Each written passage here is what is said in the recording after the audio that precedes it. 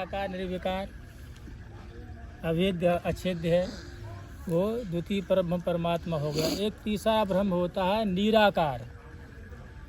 जो निराकार ब्रह्म है वो ये भगवती भागीरथी है, जिसको कहते हैं ब्रह्मद्रव।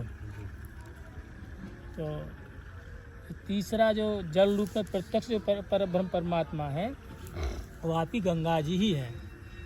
इसलिए इनका जो है, जो स्पर्श कहो कुछ भी कहो, स्पर्श मज्जन पान वगैरह सब इनका सुखद ही है। तो उनमें 11वें स्कंद में जो है वो देखा हो ना, श्लोक आया है, तो उसमें लिखा है कि जो है संसार में दो ही ऐसी वस्तुएं हैं जो इस लोक का सुख दे सकती हैं और परलोक का भी दे सकती हैं। इसमें भी कल्याण करेंगी और परलोक में भी करेंगी। एक तो भगवान की अमृतमयी कथा, तो इस लोक में भी कल्याण करेगी और परलोक में भी कल्याण करेगी। और एक भगवान के श्री चरण कमलों से निकली हुई गंगा जी, वो इस लोक में भी कल्याण करेंगी और परलोक में भी कल्याण करेंगी। किंतु उसकी एक विधि है कि किस विधि से वो जो है, उसमें लिखा कि शुच सदा। वो कल्याण कब करेंगी? वो कल्याण जब करेंगी जब आप जो है स्वधर्माचरण निष्ठ हो गए। स्वधर्माचरणम परधर्माच निवर्तनम देवालब्ध संतोषम आत्मविचरणार्चलम। जितना आपका जो है अपना जो धर्म में जो निष्ठ होगा, जितना मिल जाए उसमें संतोष करे, और कोई आत्मवेत्ता कोई महात्मा मिल जाए उसकी सेवा कर ले तो सर्वविध कल्याण हो जाएगा।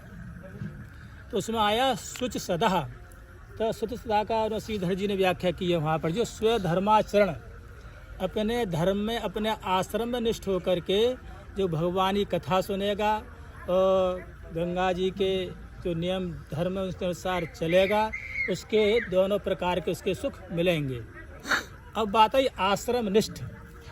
आश्रम निष्ठ जो शब्द है उसमें बड़ा गंभीर है, बहुत व्यापक है, और आज के युग में वो जो शब्द है उसका परिपालन बहुत कठिन है।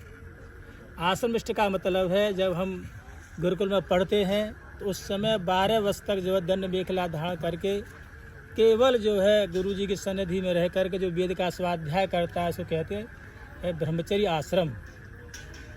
मतलब 12 वर्ष तक आपको जो ब्रह्मचर्य आश्रम में रहना, ये नहीं है कि हमने आज यज्ञोपवीत कराया उसी 1-2 घंटे के बाद में समावर्तन कर दिया।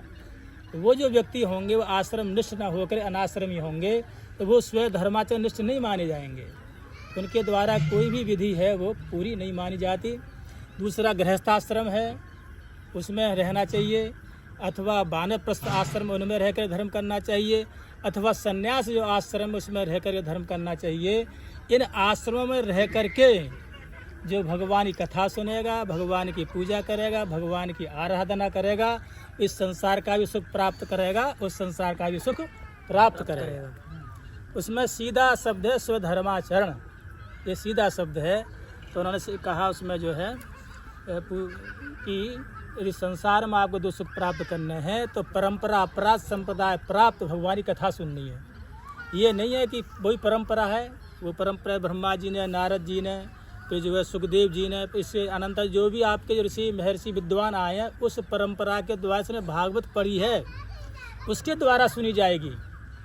अथवा जो आश्रम निष्ठ जो व्यक्ति गृहस्थ है उसके द्वारा, ब्राह्मण के द्वारा सुनी जाएगी। वही कथा तुम्हारे लिए जो है इस लोक का सुख देगी, परलोक का सुख देगी।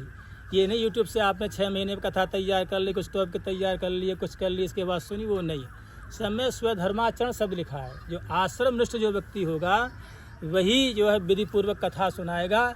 उसके सुनने से ही जो इस लोक की भी प्राप्ति होगी, इसमें भी सुख मिलेगा और परलोक में भी सुख मिलेगा। भगवान गीता हम कहते हैं साध वर्तते काम कारता न ससिद्धिमाप्ति न सुखम न पराम गतिम। पर शास्त्र विधि का अतिक्रमण करके ना यहाँ सुख मिलेगा ना परलोक का सुख मिलेगा। तो इसलिए जो है, और गंगा जी का जो स्नान है कभी मतलब एक वस्त्र में नहीं करना चाहिए। लिखा है उसमें कि जो है उत्तरी वस्त्र होना चाहिए, अधो वस्त्र होना चाहिए। ये दोनों नहा तो 3 यज्ञोपवीत हों तो कोई आपत्ति नहीं है। हाथ में पवित्री होनी चाहिए, कुशा ना हो तो दूरबाई होनी चाहिए। कि बिना जो है बिना कुशा अथवा दूरबाई 10 जो है कुशाएँ मानी गई हैं। उसमें आपकी जो है तांबे की है भी, तांबा भी जो है कुशाओं में आ जाता है, और दूरबा भी कुसाओं में है, और आपका जो ये कुचना मिल है तो ये ना झूण है वो भी कुसाओं में है, दर्भ है ये भी कुसाओं में आ जाते हैं। कुचना में गेहूँ जो खड़े होते हैं जब वगैरह ये भी कुसाओं में आ जाते हैं। तो स्नान करते समय ये भी साथ में रहने चाहिए। और जो वस्त्र का जो धोना तो उसमें निषेध नहीं है, बाकी प्रभाव में जो वस्त्र को न निचोड़े। क्यों आचार्य जी महाराज सब देखते थे ना, वस्त्र तो होते ही थे, किंतु वो घर पे स्नान करने के बाद में जो गंगा में स्नान करना चाहिए। और गंगा का जहाँ तक गर्भगृह है वहाँ तक गर्भगृह होता है, जहाँ तक भादों की चतुर्दशी तक गंगा जी पहुँच गई हैं, और उससे 4 धनुष आगे तक गंगा का गर्भगृह माना जाएगा।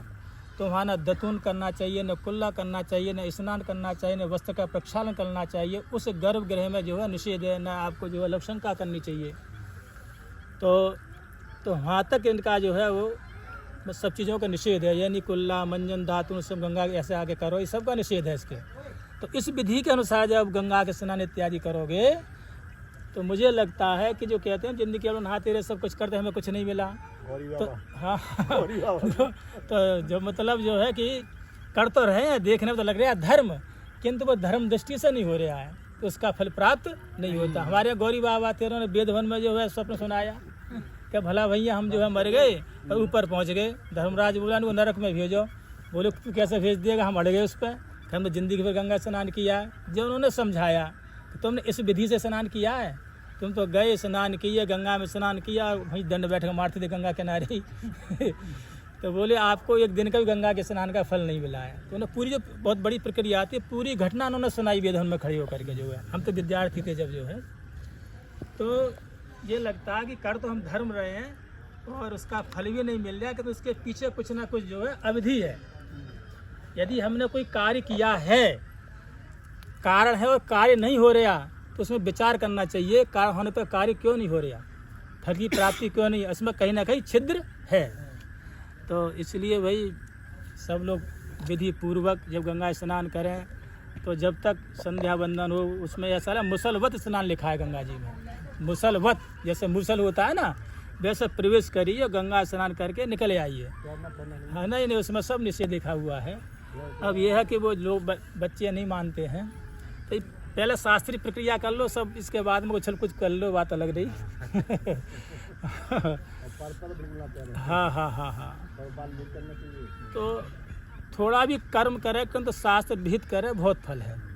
हमने यहाँ देखा कि सन 73 में एक कुंड का यज्ञ हुआ था, केवल एक कुंड में यज्ञशाला में। अरे समझे इतनी भयंकर भीड़ हुई थी और इतना बढ़िया आने इतना फल हुआ था। इन कमरों में करपाते जी महाराज और सब लोग इसी में आकर रुक गए, नहीं कि शौचालय कोई लेट नहीं कुछ नहीं, सब बड़ा आनंद। वो मैंने देखा इतना जो आनंद जहाँ 100 कुंडी 50 51 कुंडी यज्ञ उसमें नहीं आता है, कि वो विधि नहीं हो पाती। उसमें देशाचार चाहिए, उसमें द्रव्य चाहिए, काल चाहिए, देश ब्राह्मण सब, तो उसमें पवित्रता होनी चाहिए। कहीं एक में भी जो है आपका व्यतिक्रम हो गया तो उसका फल जो है राक्षस ले जाते हैं। आपने यदि कोई देवता भगवान के पास में जो है राक्षस भी गए और देवता भी गए, तो राक्षस ने यही प्रार्थना की आप सब पक्षपाती हैं, सब कुछ आप जो है इनको देवताओं को दो, हमें कोई आपत्ति नहीं, यज्ञ का फल है, अनुष्ठान का फल, जो चाहे सब कुछ दे दो, किंतु कहीं अवधि हो जाए किसी अनुष्ठान में उसका फल हमें दे दो और हमें कुछ नहीं चाहिए। तो कलयुग अवधि हो रही है, तो देखो दुष्ट कितने आगे बढ़ रहे हैं और जो है धर्मात्मा कितना पीछे। हाँ धर्माष्टा हियंते पापी हियन वर्तते जना, जो धर्मिष्ठ लोग हैं वो तो बेचारे हे माने उसको जो है न्यूनता को प्राप्त हो रहे हैं, और जो पापिष्ट लोग हैं वो बढ़ रहे हैं। उसका कारण यही है कि हम कर तो सब कुछ हम लोग रहे हैं, किंतु विधि पूर्वक ना होने से फल बोला ले जाते हैं। भोजन हम कर रहे हैं उसका जो रस बोले जाते हैं, क्यों भोजन में विधि नहीं है इसीलिए ले जाते हैं। इसलिए कुछ करो, थोड़ा करो, विधि पूर्वक करो, गंगा स्नान करो, कुछ भी करो विधि पूर्वक करो, तो कुछ ही दिन में उसका जो फल दिखने लगता है। धर्म की जय हो, धर्म का नाश हो, प्राणियों में सद्भावना हो, विश्व का कल्याण हो, गौ माता की जय हो, गौ हत्या बंद हो, स्वामी जी करपात्री जी महाराज की जय हो, गंगा माता की जय हो, हर हर महादेव।